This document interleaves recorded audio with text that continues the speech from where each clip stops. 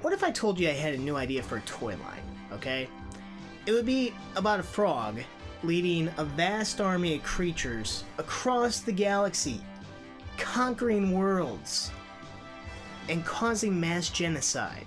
And then we transport them all back in time after one small ship escapes their onslaught, only to be tracked down by the leader of the Empire, and then they find themselves in an arm race with the very people that they were trying to oppress. And then, the only way to get back to the future would be to defeat the humans that brought you back to the past by stealing their special crystal that allows time travel. Believe it or not, there actually was a time when Tycho cared deeply about their product. So much so that it took up to 2 years to put Project BC into effect. And by the fall of 1988, Tycho gave us perhaps one of the greatest and most underrated cartoons of the 1980s. Dino-Riders. Co-produced by Marvel, Tycho funded the production of Dino-Riders in an effort to market their new toy line releasing that fall. As you can imagine, the show worked well. So what made this show so successful? For one, it did more than set up the typical good versus evil deal. It explored some serious philosophical issues, dealing foremost with the theme of free will versus forced labor, or slavery, as you can see. So how did we get here? Presenting the planet Valoria, a utopian civilization, well advanced in technology. There is no crime. There is no war. Everyone's polite. There are telepaths to read those polite thoughts of yours. Did I mention that they're well advanced in technology? Yet their peaceful efforts lack any defenses with the exception of a worldwide shield grid that leads to the mass genocide of their species by a bunch of lizards. Actually, they're a frog, and a snake, and a fish, and a bug. Pretty much anything gross or slimy that you can make into a humanoid form. Let's just call them Rulons. Get it? They rule on? Yeah, I know, it's a horrible name. They break through the alien shield on Thanksgiving Day, no less. I know, right? Who would have thought that an alien race 1,000 light years away would celebrate the day the Indians and the Pilgrims broke bread on another planet? But they do. Prepare to die, each and every one of you, down to the last child. Bleak words. But what's this all about?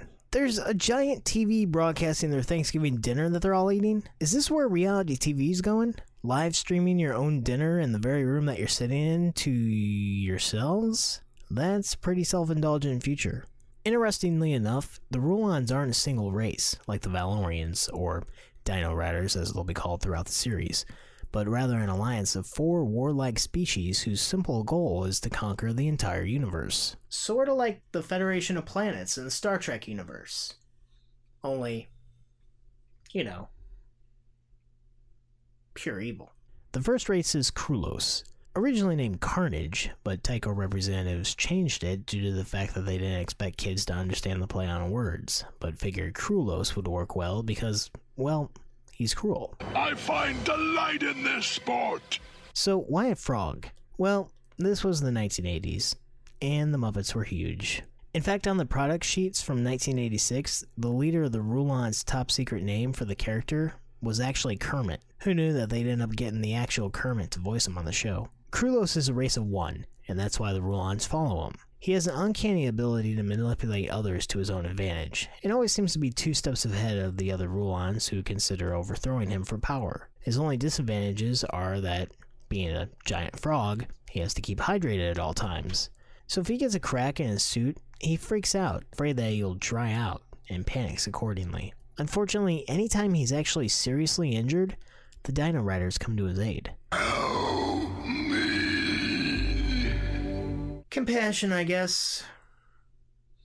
It's a bitch. Aside from Krulos, the Rulon Empire is made up of the Ant-Men, who are basically unnamed foot soldiers of the Empire willing to do anything to please their leader, Antor, who's nothing more than the butt of jokes to the other leaders. Next up are the Char Cores, led by Hammerhead, a hothead who has berserker episodes on a regular basis. Not much else is to be said for this group, other than they're sharks, and all sharks are alike. Finally, there's the Viper Legion, led by Mr. Rasp, who is actually a lot bigger in the show. I have a secret weapon. Rasp is a cunning leader who thinks things through, and Krulos is number 2 official. Rasp is always trying to please Krulos as best he can, but you're always led to believe that given the chance, Rasp would overtake Krulos for leadership. Krulos is a fool. Krulos knows this, and that's why he's always keeping Rasp at arm's length, always pushing him away and giving away his spot to other flavors of the week who have done the latest good deed for Krulos. At the end of the day though, Rasp always gets his spot back once again, and is always one step away from the dictator's seat. You have done well, Rasp. There may be a promotion for you. Thank you, Lord Krulos. The Rulons didn't conquer most of the galaxy through sheer fear though. They owe most of their success to the special piece of technology known as the Brain Box. The Brain Box takes away all free will from any free-thinking animal or humanoid and enslaves them to the Rulon army. The only race to challenge the Brain Box is the Valorians, whose intellect is stronger than anything the Rulons have ever encountered. And this is why Krulos makes the swift decision to jump ahead to genocide of the Valorian race. The Valorians, of course, are at the opposite end of the spectrum. They're a peaceful race who have never had to fight an enemy in centuries. For this reason, their only course of resistance to the Rulon army is a massive shield covering their planet. This gives them a few years to build a spaceship and select a couple of lucky souls to leave the planet in hopes to escape the Rulons once and for all by going back in time. Krulos, of course, can't allow this and chases them down personally. Unfortunately for him, he unknowingly boosts their power just enough to activate the Step, which is the Valorians' experimental device designed, of course, to transport them through time. Seconds later, both ships crash to Earth and set up the remainder of the series, setting up battle after battle for the Step, which is powered by the Valorian crystal, which powers everything on Valoria up until the time that they abandon their planet. So when Krulos says that he's after the Step, which he will in every episode, he's only actually after the crystal, which is the only thing he ever takes when he actually gets to his destination.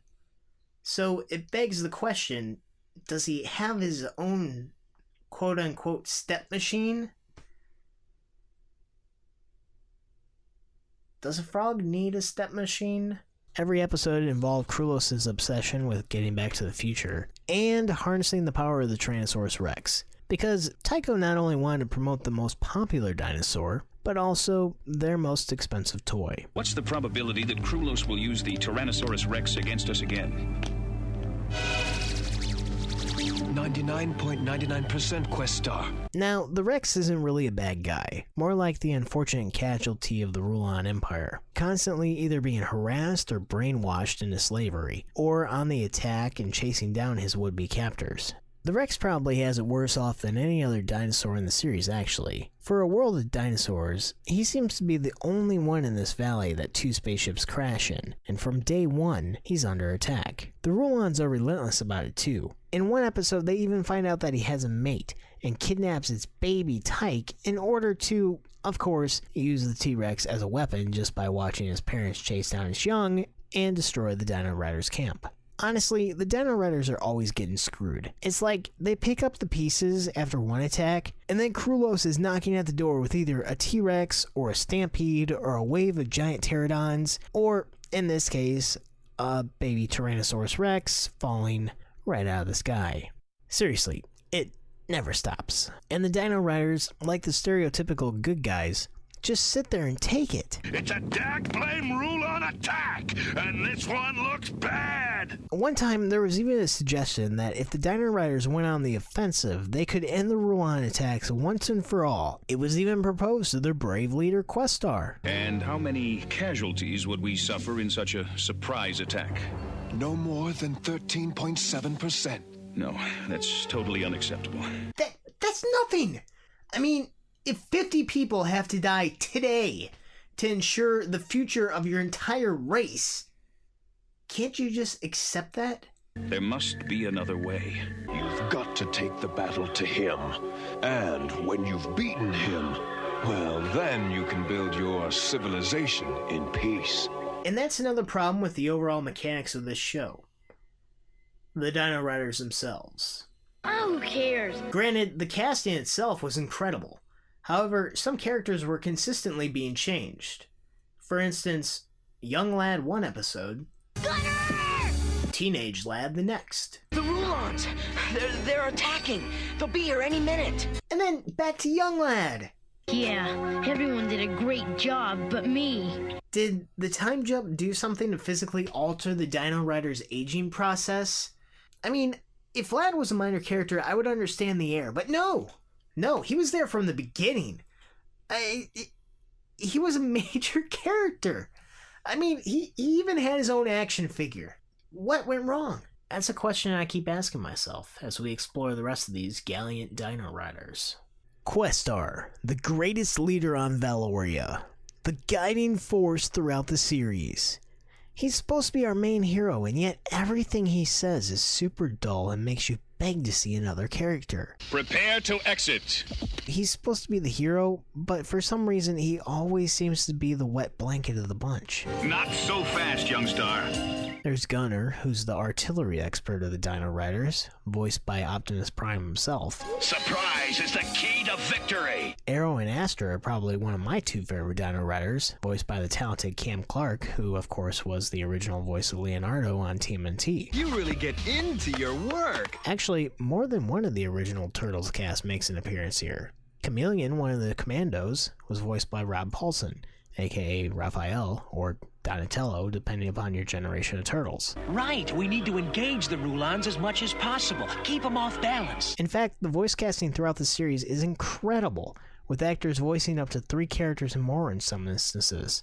Even the legendary Frank Welker, who voices not only Krulos, but Rasp, Skate, Glide, and even dinosaurs. Speaking of Krulos, he's one heartless bastard. Move over, Hitler.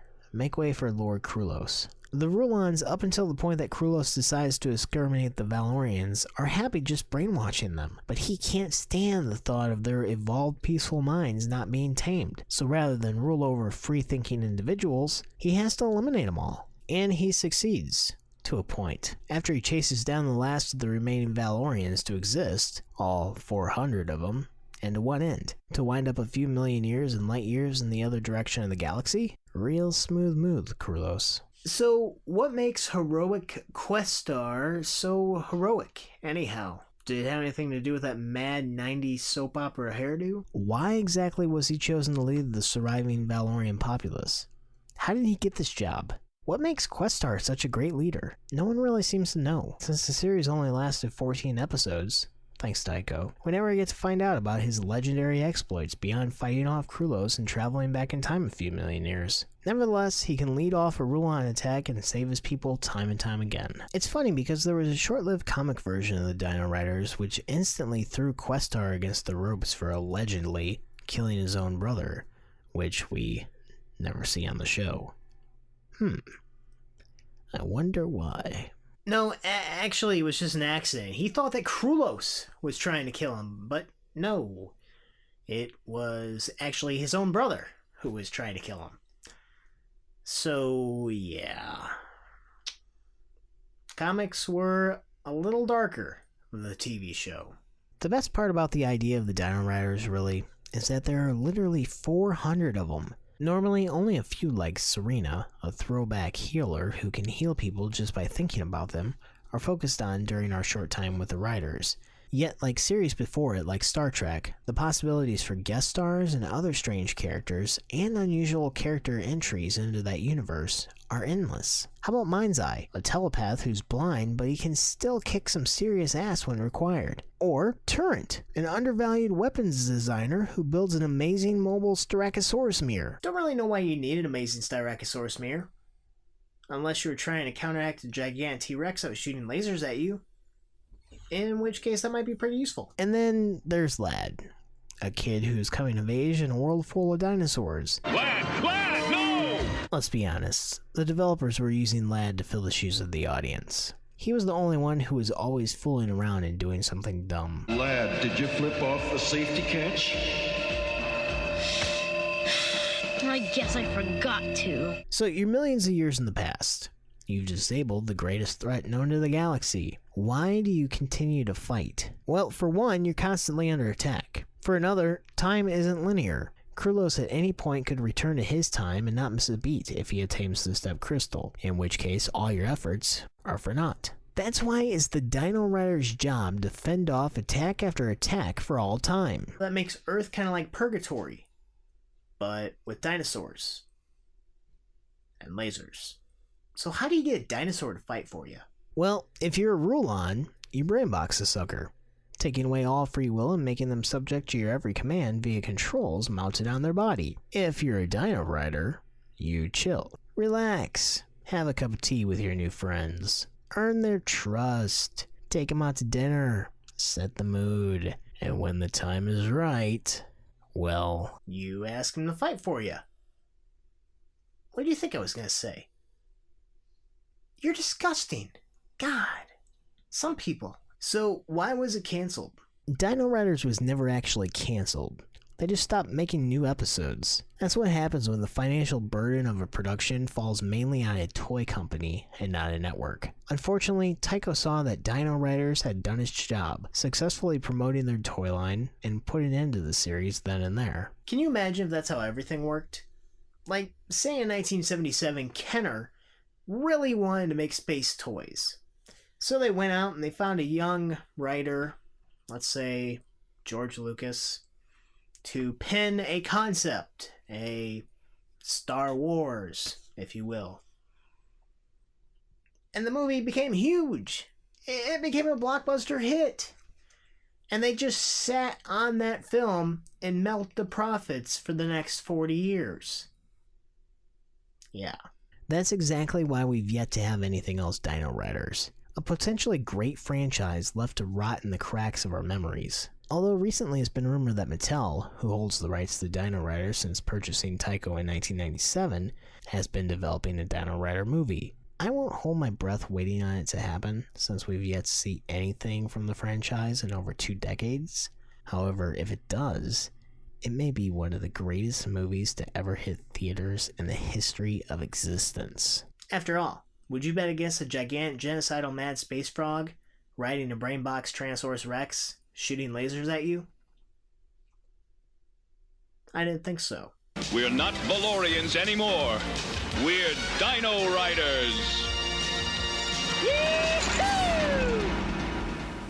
The Great Cataclysm can pretty much be summed up like this. You know all the pollution in the air from automobiles and factories, the nuclear bombs we've developed and detonated, the Terminator-style robots we've come to be familiar with, biogenic weapons, massive oil spills. How about the massive annihilation of various species on a global scale? Well, it's all come back to bite us in the ass. And that's where Xenozoic picks up, as indicated by the self-explained timeline on the inside cover of issue number 1. A series entirely devoted to a hypothetical cause and effect surrounding the globe, but for the most part focuses on the adventures of Cadillac Jack Tenrec and Hannah Dundee.